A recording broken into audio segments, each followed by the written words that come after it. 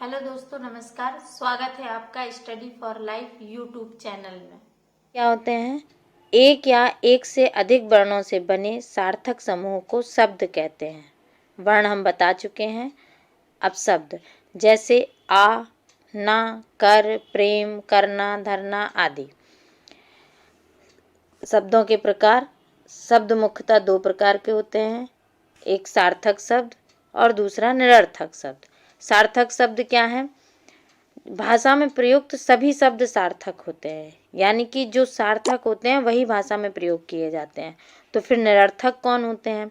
कुछ ऐसे शब्द जिनका स्वतंत्र रूप से कोई अर्थ नहीं होता, लेकिन वो भी सार्थक शब्दों के साथ मिलकर भाषा की सुंदरता बढ़ा देते हैं। जैसे वोटी हो गया,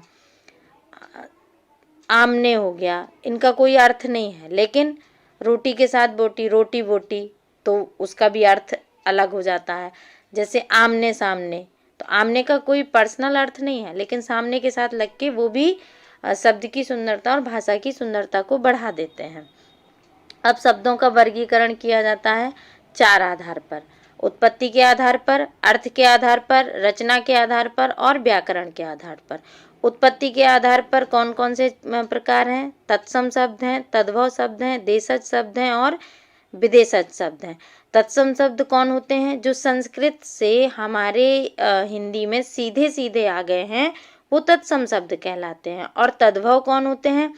तद्भव वो शब्द होते हैं जिन जिन तत्सम शब्दों का रूप बिगड़ गया है, वो तद्भव हो जाते हैं। जैसे हस्त, हस्त क्या हो गया? तत्सम, और हस्त का जब हाथ हो जाएगा तो हाथ हो जाएगा तद्भव। और देशज शब्द, देशज कौन से हैं? जो हमारी लोकल बोलियों में शामिल शब्द होते हैं, वो देशज शब्द कहलाते हैं। जैसे ढूंढना हो गया, खाट हो गया, ये सब क्या है? देशज शब्द हैं। विदेशज शब्द क्या है? जो अन्य बोलियों से हमारे में आए हैं, जैसे उर्दू से हो गया, इंग्लिश से हो गया, फारसी से हो गए, जो अन्य भाषाओं से जो शब्द हमारी हिंदी में शामिल किए गए हैं, वो क्या कहलाते हैं? विदेशज शब्द। अर्थ के आधार पर, अर्थ के आधार पर वाचक, लाक्षणिक और व्यंजक तीन प्रकार हैं। वाचक कौन होते हैं? वाचक शब्द वे होते हैं जिनका सीधा सीधा अर्थ निकलता है, वो वाचक शब्द कहलाते हैं। जैसे गाय हो गया, घोड़ा हो गया, जो जिस अर्थ में है उसको उसी अर्थ में लिया जाए तो वो वाचक हो जाता है। और लाक्षणिक, लाक्षणिक कौन से शब्द होते हैं? जिनका एक तो शब्द का सिंपल अर्थ होता है और एक उसका अन्य अर्थ, जिस अन्य अर्थ के रूप में प्रयोग किया जाता है, तब वो लाक्षणिक हो जाता है। जैसे उल्लू, उल्लू एक पक्षी का नाम है। अगर पक्षी के लिए उल्लू बोला जा रहा है तो वो वाचक हो गया, लेकिन जब किसी इंसान को उल्लू बोला जा रहा है तो वो लाक्षणिक हो गया। यानी कि उल्लू कहने पर जब हमें मूर्ख होने का आभास हो तब वो लाक्षणिक होगा। और व्यंजक कौन होता है? व्यंजक होता है कि बोला कुछ जाए और सामने वाला समझ भी जाए, यानी व्यंग्यात्मक तरीके से जब कोई शब्द बोला जाता है ताना मारने जैसा, तो वो समझ जाता है। जैसे बहुत देर से कुछ लोग बैठे हुए हों और सामने वाला आके कह दे टाइम क्या हो गया है भाई, तो लोग समझ जाते हैं कि अब हमें यहाँ से चले जाना चाहिए। यानी कि क्या हुआ कि वो कहा तो ये है कि टाइम क्या हो गया, लेकिन बताना क्या चाह रहा है कि आप लोग यहाँ बहुत देर के बैठे हैं। ठीक है। इनके अतिरिक्त इसी में अर्थ के आधार पर ही पर्यायवाची, विलोम शब्द, अनेकार्थी, एकार्थी, समानार्थी, जो भी शब्द हम पढ़ते हैं वो इसी वर्गीकरण में आते हैं।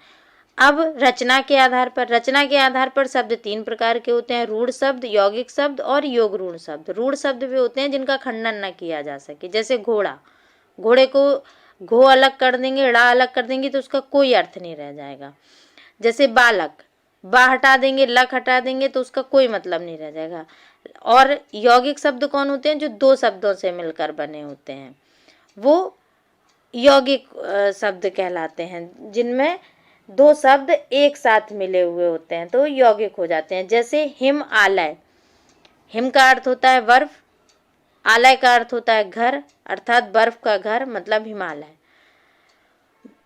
योग रूढ़ कौन से होते हैं? योग रूढ़ में योग तो होता है दो शब्दों का, लेकिन अगर उन्हें तोड़ दिया जाए तो भी उनका अर्थ रहता है, लेकिन फिर भी वो ऐसे शब्द होते हैं, भले वो दो शब्दों से मिलकर बने हो, लेकिन उनका एक ही मीनिंग निकलता है।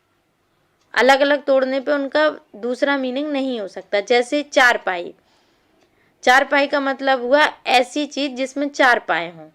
तो कुर्सी भी हो सकती है, मेज भी हो सकती है, गाय भी हो सकती है, लेकिन नहीं, चारपाई का अर्थ हमेशा खाट ही होता है।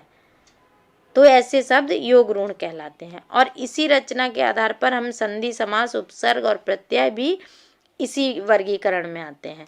अब व्याकरण के आधार पर 2 प्रकार हैं, एक विकारी शब्द और अविकारी शब्द। विकारी का मतलब हुआ जिन्हें बदला जा सकता है, और अविकारी का शब्द हुआ जिनका बदलाव नहीं हो सकता। विकारी में आते हैं संज्ञा, सर्वनाम, विशेषण और क्रिया, तथा अविकारी में आते हैं समुच्चय बोधक, क्रिया विशेषण, संबंध बोधक और विस्मय बोधक शब्द।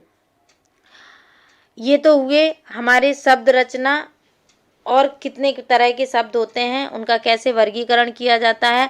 हम अगले टॉपिक में आपको तत्सम, तद्भव, देशज, विदेशज भी पढ़ाएंगे अलग से। फिर अर्थ के आधार पे भी वाचक, लाक्षणिक, व्यंजक क्या होता है ये अलग पढ़ाएंगे। संधि का अलग टॉपिक है, समास का अलग टॉपिक है, जिनसे बहुत प्रश्न आते हैं। लेकिन ये किस किस आधार पर क्या क्या है, इनकी छोटी छोटी परिभाषाएं हमने आपको समझाई।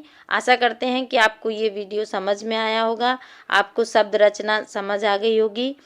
तो अगर आपको ये समझ आया, पसंद आया, तो हमारे वीडियो को लाइक करें, सब्सक्राइब करें, शेयर करें और बेल आइकन दबाना ना भूलें। धन्यवाद।